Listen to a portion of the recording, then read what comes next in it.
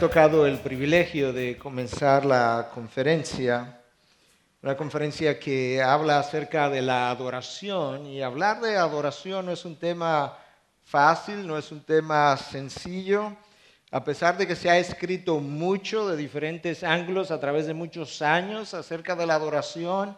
La realidad es que para hablar de adoración nosotros tendríamos que poner en palabras todo el honor, toda la gloria, todas las acciones de gracias, toda la majestad, toda la alabanza que nuestro Dios es digno de recibir. Y hacer eso en lenguaje humano para personas que son finitas como tú y yo es una imposibilidad. Poder reflejar en nuestros idiomas, en nuestros lenguajes, todo lo que Dios es y todo lo que Dios ha hecho a favor de su pueblo. Yo creo que es imposible poder hacer eso. Agotaríamos todos los idiomas del planeta y aún no terminaríamos de mencionar y de entregar a Dios todo lo que se requiere. Y es por eso que yo creo que para que la adoración pueda ser digna de lo que Él es, va a requerir de toda una humanidad redimida por el resto de la historia, por toda la eternidad, reconociendo de diferentes maneras, de diferentes formas, celebrando con cántico la redención del pueblo de Dios y los atributos y características de ese pueblo. Yo creo que eso explica por qué cuando llegamos al libro de Apocalipsis, en el capítulo 7, versículo 9, nosotros comenzamos leyendo esto que dice: después de esto miré y vi una gran multitud que nadie podía contar, de todas las naciones, tribus, pueblos y lenguas, de pie delante del trono y delante del Cordero, vestido con vestiduras blancas y con palmas en las manos, y clamaban a gran voz diciendo: la salvación pertenece a nuestro Dios que está sentado en el trono y al Cordero.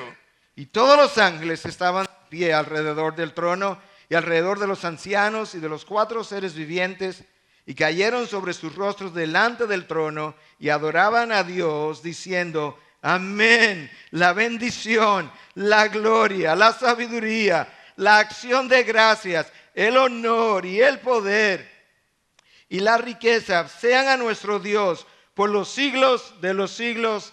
Amén. Una multitud de naciones, de tribus, de lenguas, de pueblos alrededor del trono, con seres angelicales que el capítulo 2 describe cantando al Dios que está en el trono y diciendo: santo, santo, santo es el Señor Dios. Esa es la culminación de la gran comisión. La gran comisión se ha convertido, llegó a ser la gran adoración.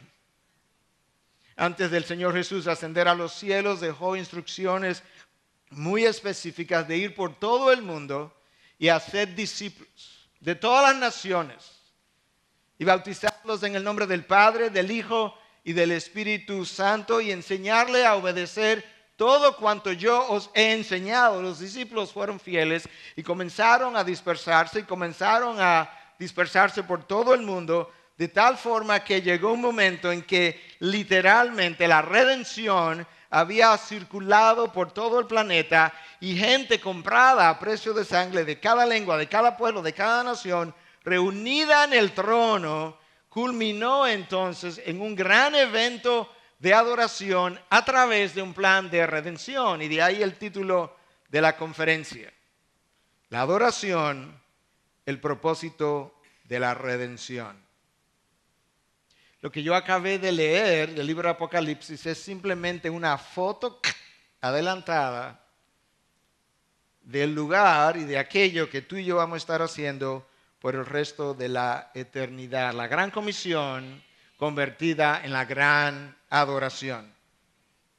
La razón por la que nosotros evangelizamos, dice Piper en su libro Alégrense las Naciones, la razón por la que evangelizamos es porque hay gente en este planeta que debiera estar adorando a nuestro Dios y aún no lo está haciendo y necesita escuchar el mensaje porque no podría hacerlo si no escucha el mensaje de las buenas nuevas.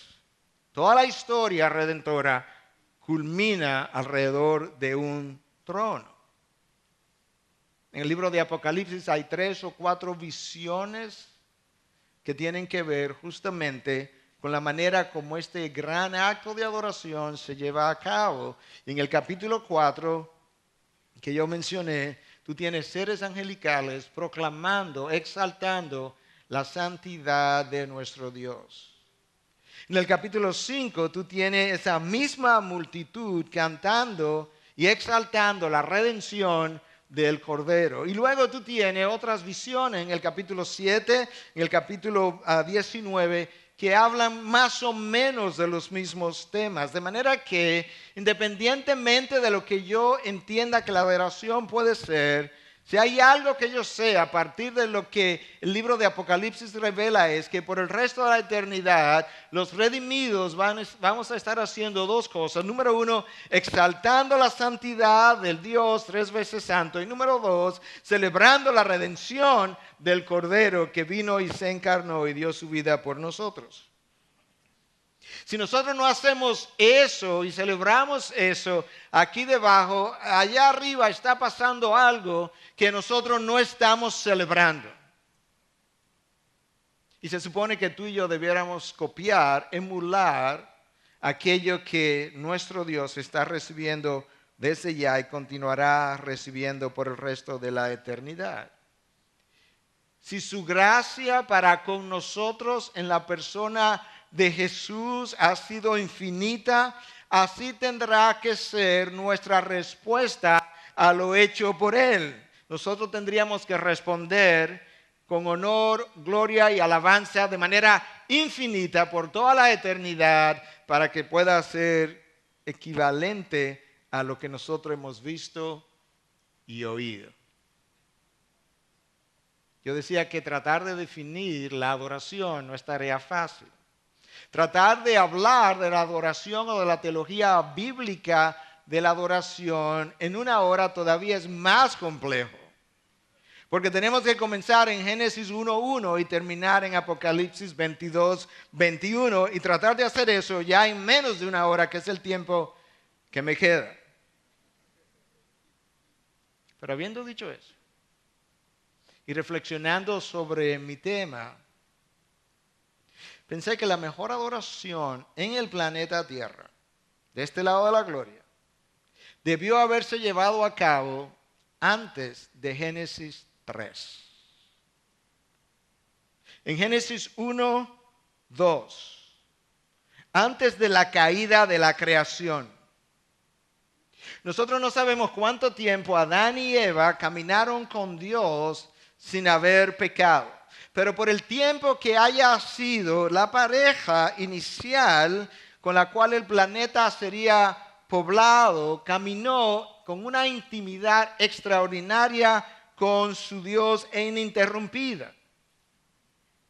No sé si has notado que Génesis 1 y 2 no tiene instrucciones para adorar. No sé si has notado que Génesis 1 y 2 no tiene ejemplos de Adán efectuando un acto de adoración. Yo creo que Adán debió haber sido un adorador natural, que antes de su caída, cada vez que abrió su boca, cada paso que él dio, cada acción que él llevó a cabo, lo hizo para la honra y la gloria de su Dios, y esa es la esencia de la adoración. ¿Te imaginas a Dios hablando contigo en un Edén donde no hay iniquidad alrededor? ¿Cómo responderíamos tú y yo si estuviéramos en un lugar como ese? Yo creo que Adán respondió de manera natural, no hubo que instruirlo, no hubo que ilustrarle cómo adorar, él sabía cómo adorar. Y cuando tú lees el relato en el Génesis, y tú escuchas que Dios le trajo a Adán cada variedad de animal para que lo nombrara, y que lo que Adán lo nombró, ese fue su nombre. Yo creo que cuando Adán hizo eso, él se maravilló de una manera extraordinaria acerca de su creador, viendo las variedades de animales, las variedades de colores, de tamaños, de patrones de diseño. Y con cada animal que llegó a él, yo creo que Adán tenía un sentido de, wow, ¿qué creador es este? ¿Te imaginas que Dios hiciera pasar en este momento toda la creación delante de tus ojos? ¿Cómo tú responderías? ¿Cuál sentido tú tendrías? Tendría que haber en nosotros de manera natural un sentido de asombro que Adán debió haber caminado con él todo el tiempo. Un sentido de asombro que nosotros hemos dejado de tener. Nosotros hemos dejado de asombrarnos porque nos asombran mucho más los avances tecnológicos del hombre que están muy por debajo de la sabiduría de nuestro Dios. Nos entretienen nuestros teléfonos inteligentes. Nos entretienen los iPads. Nos entretienen las computadoras, nos entretienen los juegos electrónicos, pero no nos entretiene y nos asombra la manera como Dios está entretejiendo su historia. Cómo este Dios toma una pareja y a partir de una pareja comienza a entretejer toda una historia tan compleja donde al final del camino todo resulta dándole a Él el honor y la gloria. Tenemos que volver a asombrarnos. Nuestras pasiones, en estos días es fácil de ver, son más fácilmente encendidas por los goles que un hombre puede meter en un juego de fútbol que por todos los goles que nuestro Dios ha estado metiendo durante toda la historia. Uno tras otro, uno tras otro. Y ese sentido de admiración, ese sentido de admiración ante la grandeza, la belleza, la majestad de nuestro Dios, yo creo que Adán lo tuvo de manera natural. La adoración no es algo que yo hago. La adoración es algo que yo experimento cuando yo contemplo la hermosura de la santidad de Dios en el rostro de su Hijo Jesús. ¿Te asombra Dios? ¿Realmente te asombra Dios? ¿Te asombra a cada momento? ¿Te asombra cómo Él está entretejiendo la historia? ¿Te maravillas de Él como el salmista? Escucha al salmista en el Salmo 8, cuando veo los cielos. No. Cuando veo tus cielos, no los cielos, tus cielos, obra de tus dedos, la luna y las estrellas que tú has establecido, digo, ¿qué es el hombre? Para que de él te acuerdes, y el Hijo del Hombre para que lo cuides. ¿Sabes qué me asombra del salmista? Él no tenía un telescopio. Y él podía salir en la noche estrellada sin ninguna sofisticación y asombrarse y maravillarse de la creación, mirar hacia arriba y luego mirar hacia abajo y decir, ¿qué soy yo?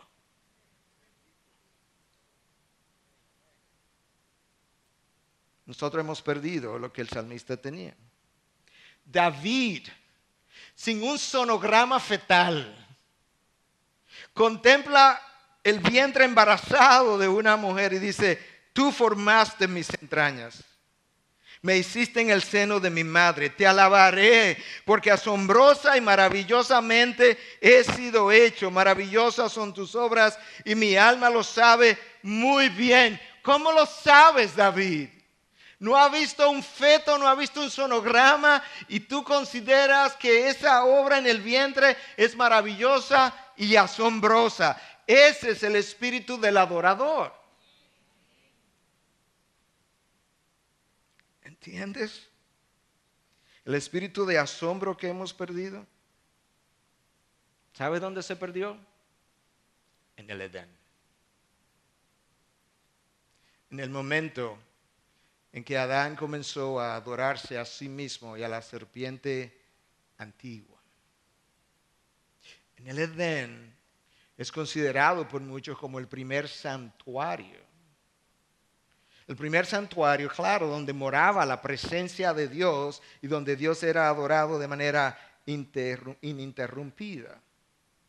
El primer santuario lleno de belleza, de tranquilidad, de la fertilidad del huerto, un río que se dividía en 4 y irrigaba toda el área de la creación del huerto, con un árbol en el medio, el árbol de la vida, y otro árbol al lado, el árbol del conocimiento del bien y el mal, una creación y un Edén que cuando Dios lo inspeccionó dijo, esto es bueno en gran manera. ¿Te imaginas ese santuario? Un lugar donde no había pecado alrededor de Adán y Eva, no había pecado a su alrededor, pero tampoco había maldad en el interior del hombre. ¿Te imaginas habitando y morando en dicho santuario? Esa primera pareja supo de manera natural lo que era adorar a Dios en la hermosura de su santidad. Pero de repente, por razones que no entendemos, Dios permitió que algo funesto ocurriera y que el jardín fuera corrompido cuando la serpiente antigua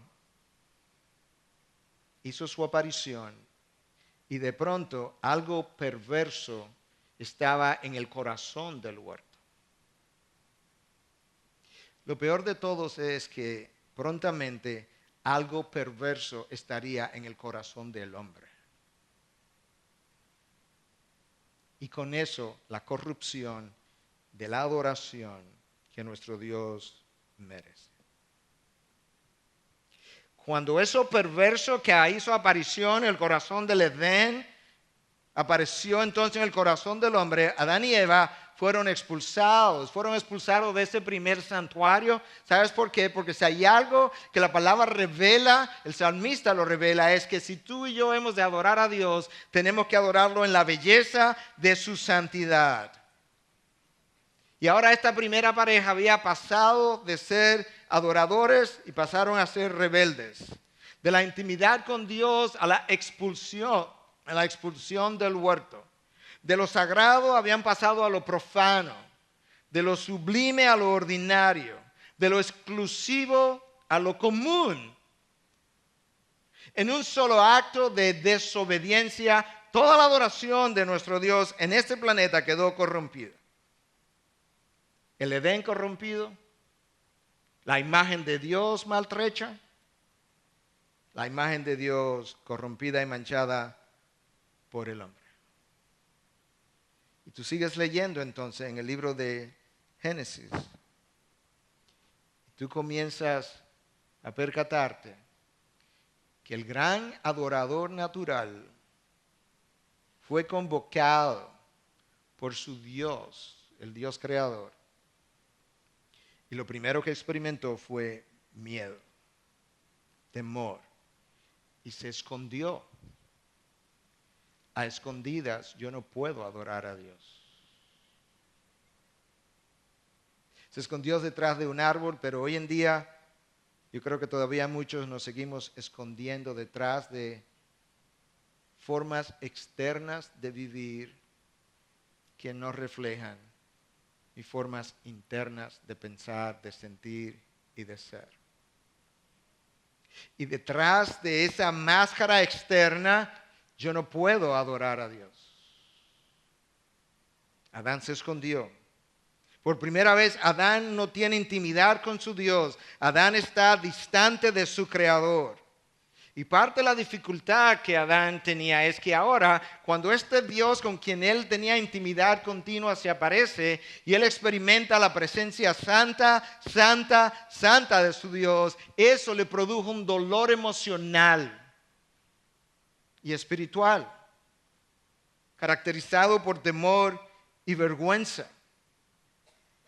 Es parte de ese temor que Isaías experimenta cuando el mismo Dios le abre el trono de la gracia y le permite a Isaías ver en el interior del trono lo que estaba ocurriendo. Y cuando Isaías en esta visión contempla a estos serafines cantando, Santo, Santo, Santo es nuestro Dios, Isaías se llenó de temor también y dijo, ¿qué cosa? Ay de mí que estoy arruinado. Está como Adán, en temor también.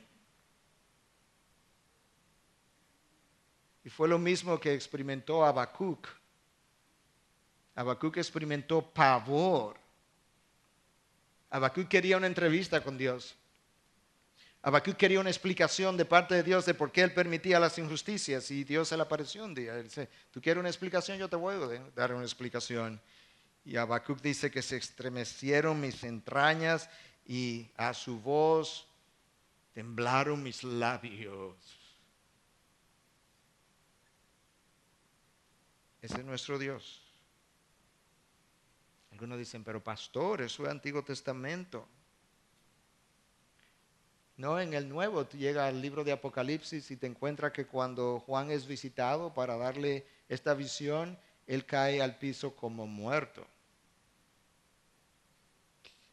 Y luego cuando él mira hacia el cielo, él encuentra que hay 4 seres vivientes que cuando miran al Dios que está en el trono, se caen y se postran al piso.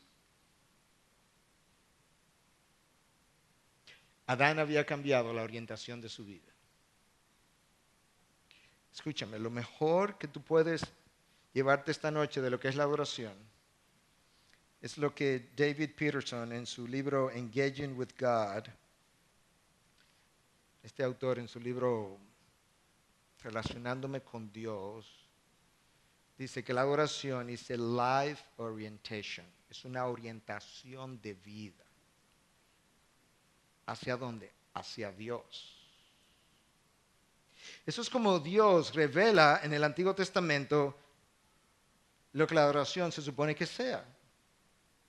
Él saca a todo un pueblo de más de 2 millones de habitantes, los saca al desierto, los manda a construir un santuario, un tabernáculo. Le dice, pero Moisés, yo quiero el tabernáculo en el centro del pueblo y yo quiero todas las casas construidas alrededor del tabernáculo en un ángulo de 360 grados y yo quiero todas las casas orientadas hacia el tabernáculo. Yo soy el centro y cada casa necesita estar orientada hacia el tabernáculo, pero luego cuando yo llego al Nuevo Testamento, yo soy el tabernáculo, de manera que mi vida ahora necesita estar orientada hacia Dios, de la misma manera que las chozas estaban orientadas hacia el tabernáculo.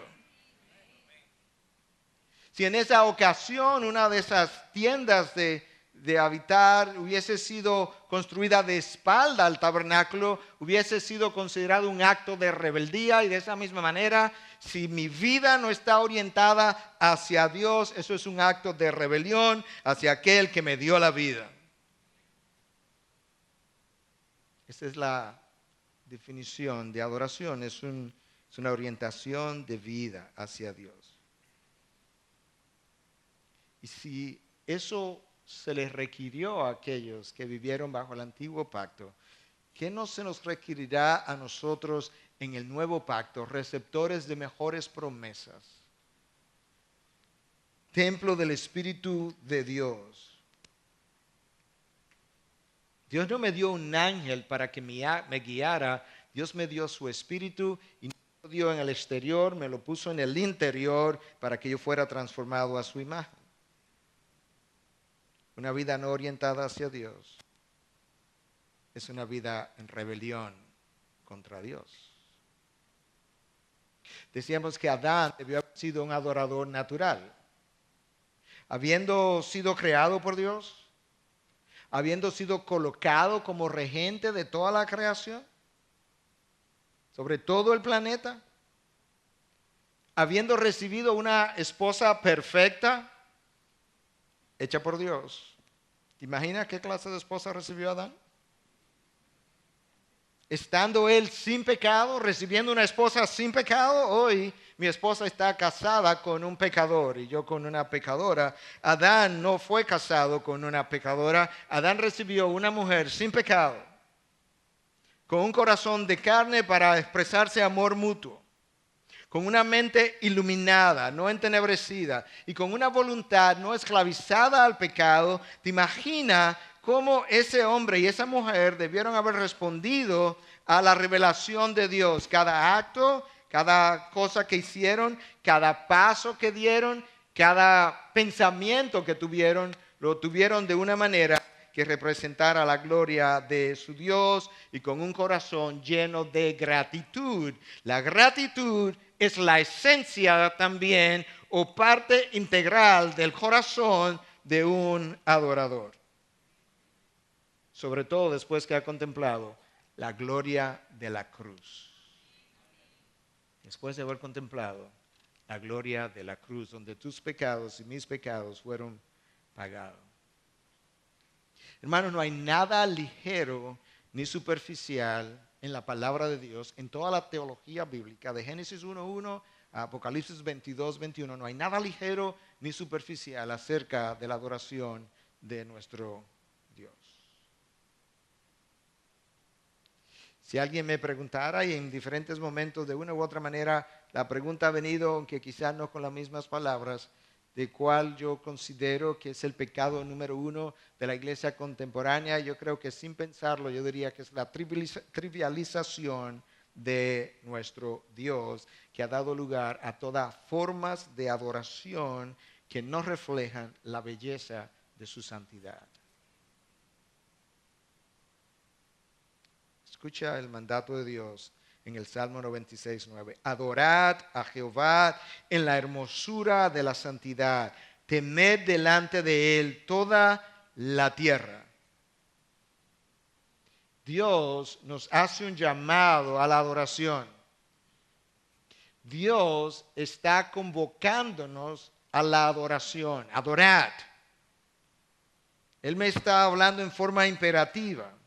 Y la única respuesta aceptable a su imperativo es una respuesta de obediencia. Ahora, Dios no me hace simplemente un llamado a la adoración, Él me hace un llamado que Él caracteriza, Él mismo, adorar en forma imperativa a Dios como en la belleza de su santidad.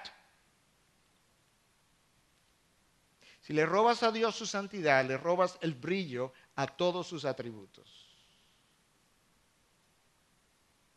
Jamás lo verás brillar. Porque su amor es santo, su gracia es santa, su misericordia es santa, su poder es santo, su sabiduría es santa, su justicia es santa. La marca cardinal de nuestro Dios, celebrada por seres angelicales alrededor del trono por el resto de la eternidad, es su santidad.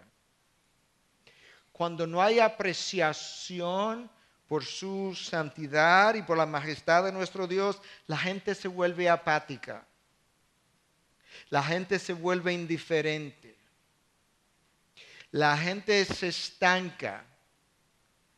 La gente pierde el sentido del asombro.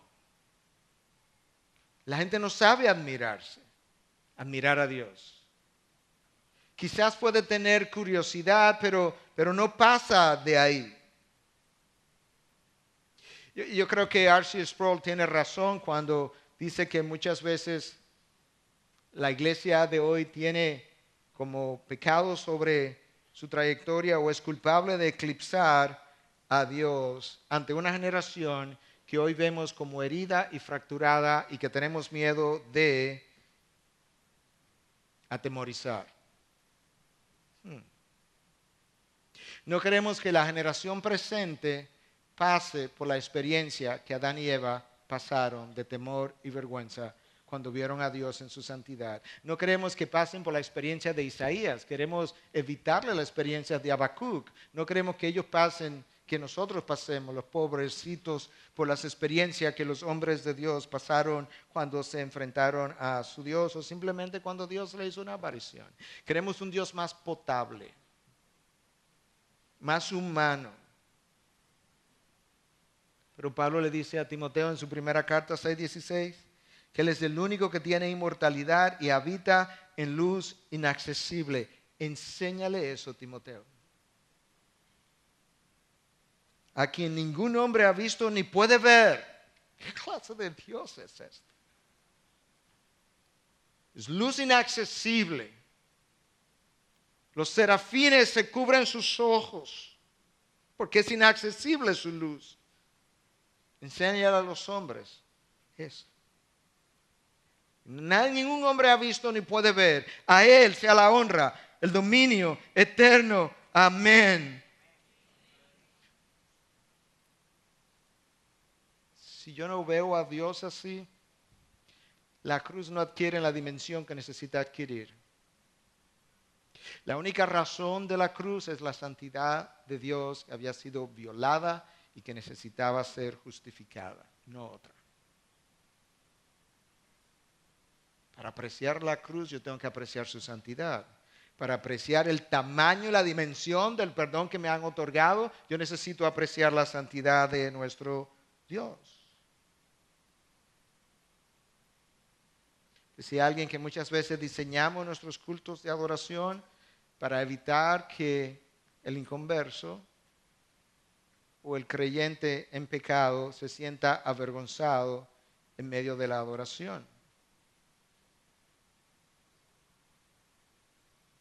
¿Cómo pido perdón si no siento el peso y la vergüenza de mi pecado de un Dios tan santo?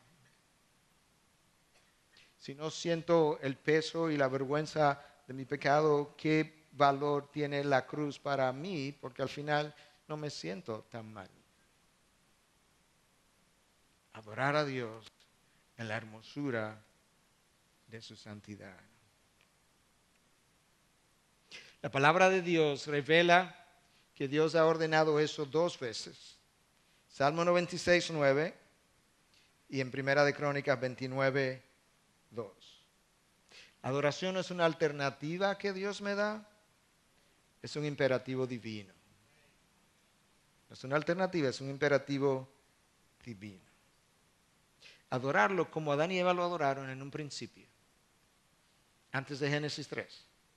Adorarlo como lo vio Isaías, adorarlo como lo vio Juan en la isla de Patmos cuando cayó al piso. La naturaleza de nuestro Dios debiera determinar la respuesta de mi adoración. De ahí la importancia que yo pueda apreciar lo que Él es. La naturaleza de nuestro Dios debe determinar la naturaleza de cómo Él debe ser adorado. Escucha lo que este autor David Timothy Pierce en su libro Enthroned on Our Praise, el libro se llama Coronado, Entronado en nuestras alabanzas, dice: el pecado corrompe todo y requiere de una evaluación seria de cómo afecta a la adoración. Es chocante hoy cuán rápido, escucha esto, es chocante hoy cuán rápido las personas y las congregaciones entran a la adoración sin considerar el efecto que sus vidas pecaminosas tienen sobre su capacidad para adorar. Es chocante, voy a repetirlo, hoy cuán rápido las personas y las congregaciones entran a la adoración sin considerar el efecto que sus vidas tienen sobre su capacidad para adorar. Hoy no vemos a nuestro Dios tan santo y yo no me veo tan malvado, porque hemos trivializado a Dios y hemos eclipsado a Dios y hemos trivializado su adoración. El tiempo ha ido pasando y apenas estamos en Génesis 3.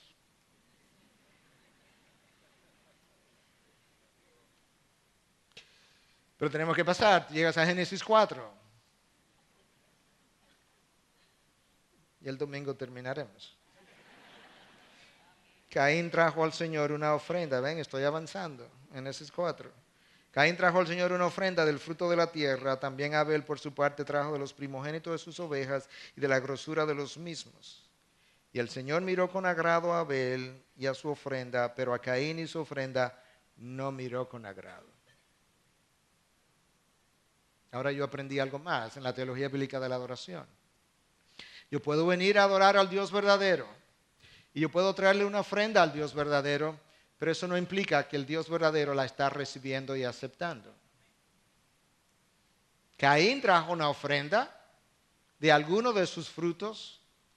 Abel trajo otra ofrenda de los primogénitos y de la grosura, de lo mejor de lo mejor. Y ahora yo leo que Dios vio a Caín y Abel y resulta que la adoración de uno le agradó a Dios y la adoración de otro desagradó a Dios.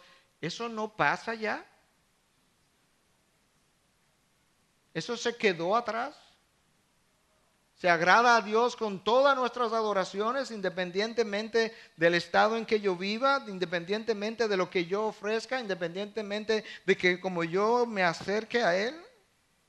¿O es nuestro Dios el mismo ayer, hoy y siempre? Dios no se agrada con algo de lo mío, Dios se agrada con todo lo mío. Él me dio la vida, Él sostiene la vida, Él me quitará la vida, Él es el dueño de ella. Me dio a su hijo, me dio lo mejor. Me dio un ejemplo para que yo lo imite. Te di lo mejor de mí, lo menos que puede hacer es devolverme lo mejor de ti. Nada menos honraría, sería digno de la grandeza y majestad de nuestro Dios.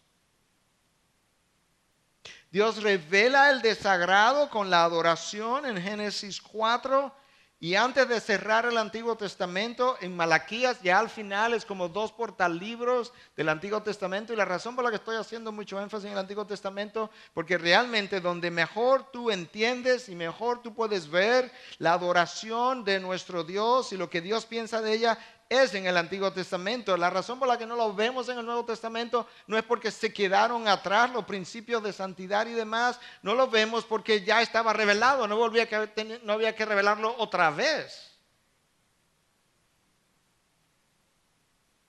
Estamos hablando de las ceremonias, obviamente, y todas aquellas cosas de las leyes ceremoniales y rituales del pueblo de Israel, pero los principios detrás. Antes de cerrar el Antiguo Testamento, en el libro de Malaquías, Dios tiene la misma queja que tuvo con con Caín. Porque Dios mira y dice, ok, ¿dónde están mis sacrificios? Me está trayendo un cordero tuerto. Me está trayendo un cordero cojo. Y el próximo es ciego. Yo tengo una pregunta para ti. Ve y ofréceselo al gobernador a ver qué él te va a decir. Pero me lo traes a mí. Bueno, ahora en el Nuevo Testamento no ofrecemos un cordero, pero resulta que yo soy el cordero. Ofreced vuestras vidas como sacrificio vivo y santo. Yo soy el cordero. Y una vida ofrecida a medias es como un cordero cojo o ciego o tuerto. Y Cristo reveló también. Cristo reveló el mismo principio. Yo veo al pueblo y yo lo veo adorando de labios. Me están presentando un sacrificio de labios, pero su corazón está lejos de mí. Él no recibió esa adoración. Tú puedes ver el mismo principio permeando toda la Biblia de principio a fin. Y luego cuando Pablo viene más atrás y nos habla en Romanos, ¿qué es lo que nos dice? Ofreced vuestros cuerpos como sacrificio. Ahí está el cordero vivo, ahora no muerto, vivo, santo. La palabra no se queda fuera. Tiene que ser, va a ofrecer tu cuerpo como sacrificio, debe ser vivo, santo y agradable. Dios se agrada con nosotros o se desagrada con nosotros. Para muchos la adoración es una actividad donde rendimos honor a Dios, pero luego nos rendimos a las vidas. O es música con letras que honran a Dios, pero con vidas que lo deshonran. O es una actividad con manos levantadas, pero sin corazones levantados. Y Dios dice, no. El primer acto de adoración, Génesis 4, me reveló que Dios tiene adoraciones que Él recibe y adoraciones que Él no recibe. Las enseñanzas de Cristo me dijeron exactamente lo mismo. Un pueblo que adora de labios, pero corazones que no están conmigo, no representan adoración. Cuando nuestras vidas o actos de adoración no pueden reflejar la belleza de su santidad, yo no estoy obedeciendo el mandato que Dios expresa en el Salmo 96 cuando dice adorar al Señor en la belleza de su santidad. Nosotros agradamos a Dios cuando damos lo mejor de nosotros, lo mejor de nuestras vidas. La palabra de Dios dice que Enoc caminó con Dios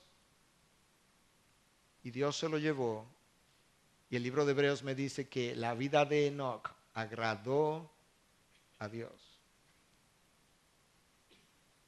Pablo nos dice en 1 Corintios 10:5 que Dios no se agradó con la mayoría de aquellos que caminaron en el desierto y los enterró en el desierto. Si Él no se agradó con la mayoría de los que estuvieron en el desierto, eso implica que Él sí se agradó con algunos.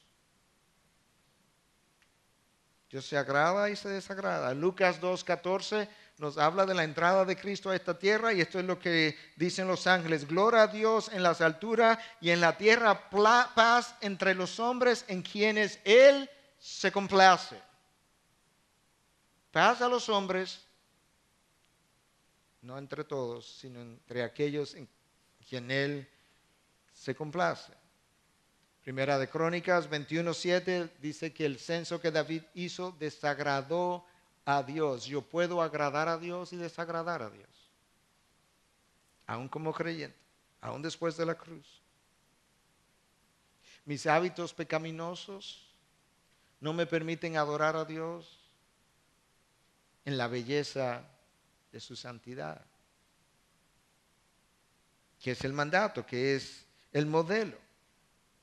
Ahora, nuestros esfuerzos, escucha con detenimiento ahora, propulsados por su gracia, tienen que ser motivados por la gracia, propulsados por su gracia, motivados por un sentido de agradecimiento por lo que Dios ha hecho en la cruz y generados a partir de una vida que ama a Dios con todo su corazón, toda su mente, toda su alma, toda su fuerza. Eso agrada a Dios. Un hijo movido por la grandeza de su Dios y un Dios complacido, agradado con lo que su hijo le ofrece. El mejor ejemplo de eso, obviamente, es su hijo en la cruz. Movido por agradecimiento a su Padre y la grandeza de su Padre en representación nuestra, y un padre agradado con lo que su hijo le ofreció.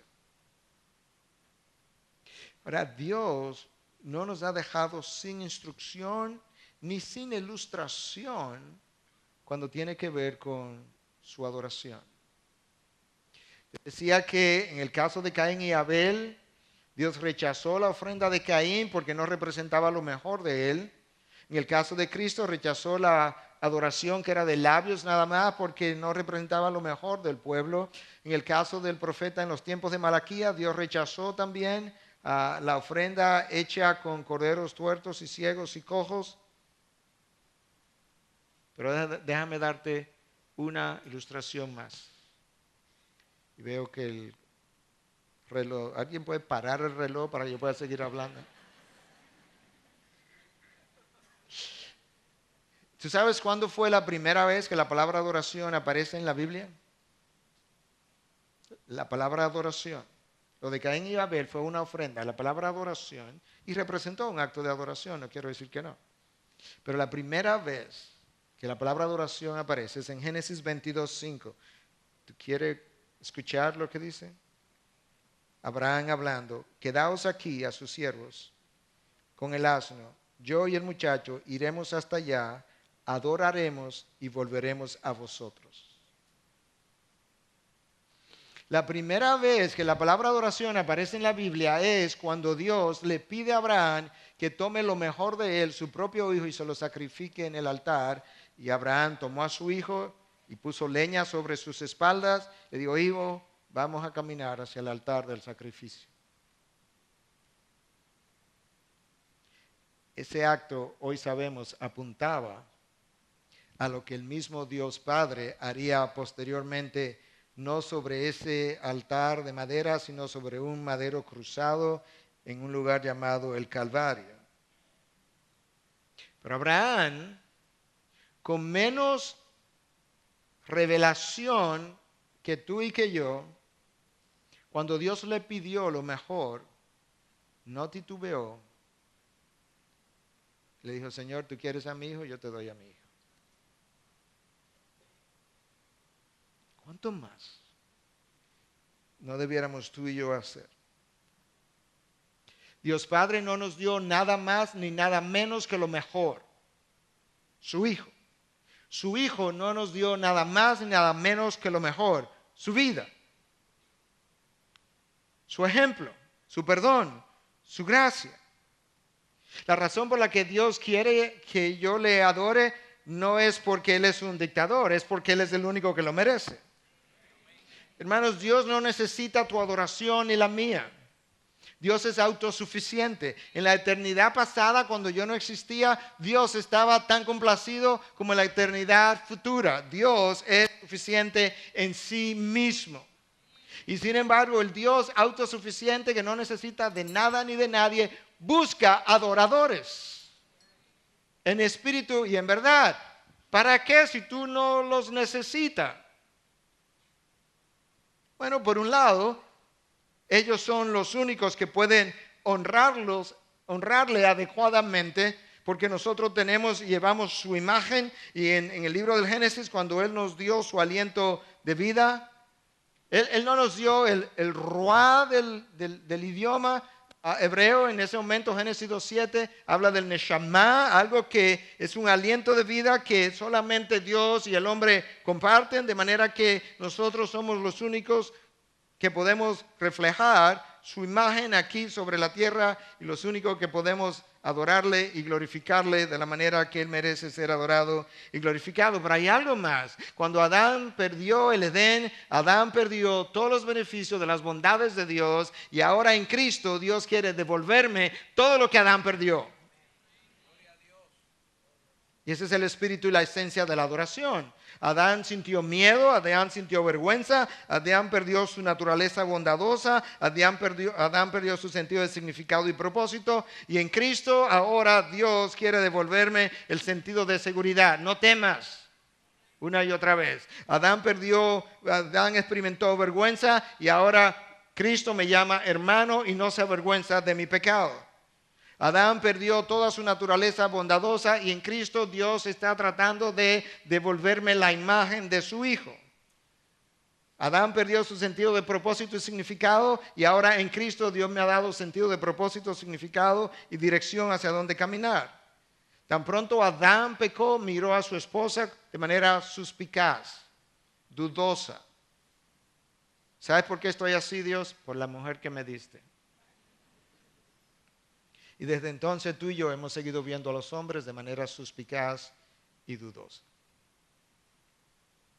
Pero en Cristo, Dios quiere que yo pueda pensar en todo lo bueno, en todo lo digno, en todo lo amable.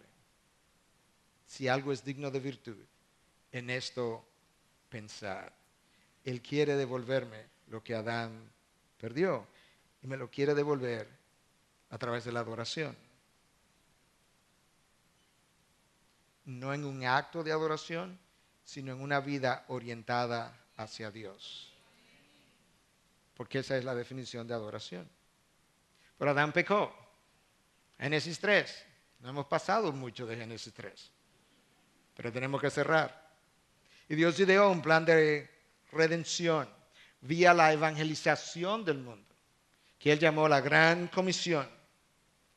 La proclamación de las buenas nuevas, de que su Hijo se había encarnado, de que su Hijo vino y cumplió a cabalidad con la ley, de que después de que cumplió a cabalidad con la ley, fue a la cruz y murió para el perdón de mis pecados. Y que luego de 3 días resucitó. Y que posteriormente Él ascendió a los cielos. Y que hoy está sentado a la diestra del Padre. Y tan perfecta fue su obediencia durante ese tiempo que Dios Padre le dio un nombre a su Hijo que es sobre todo nombre, para que al nombre de Jesús se doble toda rodilla y toda lengua confiese que nuestro Jesús es Señor por el resto de la eternidad. Así fue su obediencia. Y cuando Jesús obedeció a cabalidad, cumplió la ley como la supo cumplir y como la palabra lo revela, entonces en una multitud redimida que Dios está todavía completando, Juan le fue dado una visión de antemano, una especie de foto de cómo esa gran comisión llevada a cabo a través del plan de evangelización, la proclamación de la vida de su Hijo, su nacimiento, su vida, su muerte, resurrección y ascensión, nosotros pudiéramos ser parte de esa gran multitud de la que nosotros leemos en Apocalipsis 5, versículo 11 al 14, y esto es lo que nosotros podemos leer. Y miré y oí la voz de muchos ángeles alrededor del trono y de los seres vivientes y de los ancianos, y el número de ellos era miríadas de miríadas y millares de millares, que decían a gran voz: el Cordero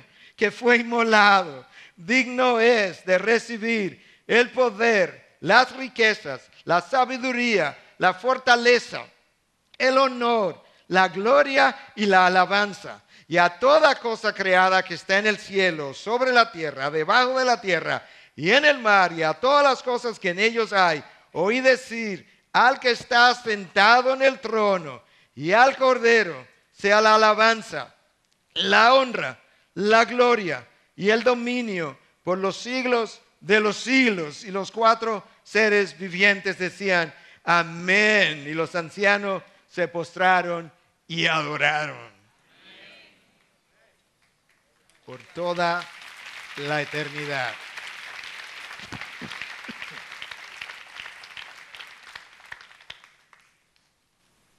Comenzamos alrededor del trono. Terminamos alrededor del trono. De Génesis a Apocalipsis, el resto que no dijimos son pie de páginas. Están al pie de la página. Pero en sentido general, eso es lo que Dios revela de su adoración.